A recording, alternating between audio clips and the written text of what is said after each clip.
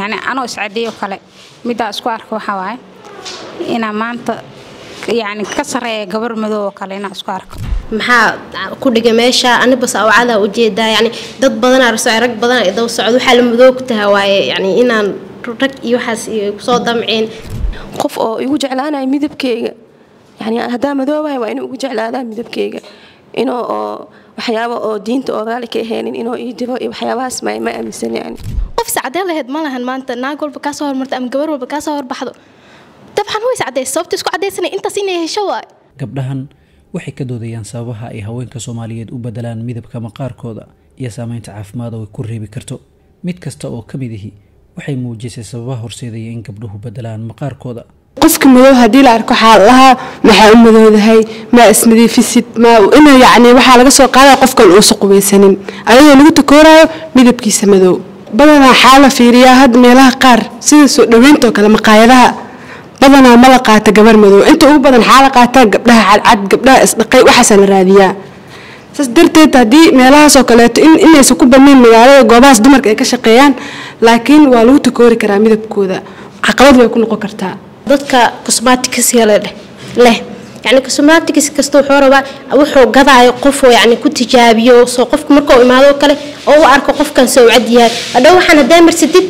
soo qofkan uu cadiyahay oo cadaani amal baana xataa shaqooyinka markii la soo banay anaga qof is cadeeyo daawada marsada saan arabna yani cosmetics oo badan yihiin kuwaas oo kale gabar hore u soo guursan haday ahaydna yani waa fursad inta ka sii fiicneedo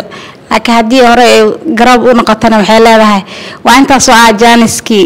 hore soo burbursay mid ka wanaagsan heshid يعني ساس إنتهى وحكوا كفتمان عادي واسك جميناه داد صار اسكو عدينا صوبت الاسكو عدينا وحتى مرنا يعني نكينا صوجي يعني ما أنت هول كذا شديد سيدا إذا بدنا كفكريان هول كمان كذا أتجسد مالن كذا أكسر موقتيد مد كلاو عادي وناس كجبسيت هل هي اسك الدقن هبين بامدو وحد دمر بدن كل لي إني بدلان مقار كودي وعنا وحاس أهلسه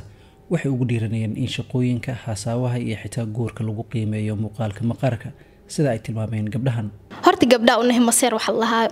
maseer leewa waxaanayti gabar cad arkaysa mid kale TV-yada gabar qurux badan oo cad maanta dhan wax ku xayeysiinayso oo wax ku sheegayso maanta dhan waxa dhaysa gabadha maxaa lagu jeclaaday mid kale gabadhan hadii background-keeda oo asi u sii fiirsin ee hore u madoweyda hadan ay caday gabar qurux badan ee tay waxa dhahay gabadha si saas ahayd kan marsatay kaas marsatay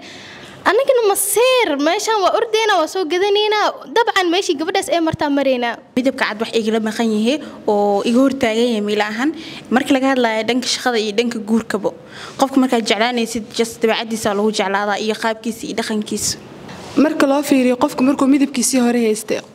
midabkiisa hore haystay say gabadha sheegtay walwal badan ma heenin laakiin maalinka is cadeeyo oo bada galo oo wixii dhaxgal oo soo arka dhibaatadeeda wuxuu u shalaynaa markuu horeeso maxamidabkaad iskaga bedeshay waa fast one marka labaad wuxuu arkaa qarashaadka iyo dhibaatooyinka ay leedahay oo daawadan la isku cadeynayo qiimaheedu wuu sareeyaa soo u heli jiro qof walba inkamkiisa ku xirinta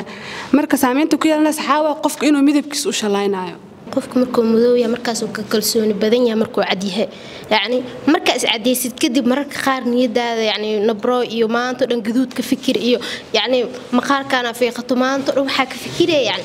waxaan sa u raadileed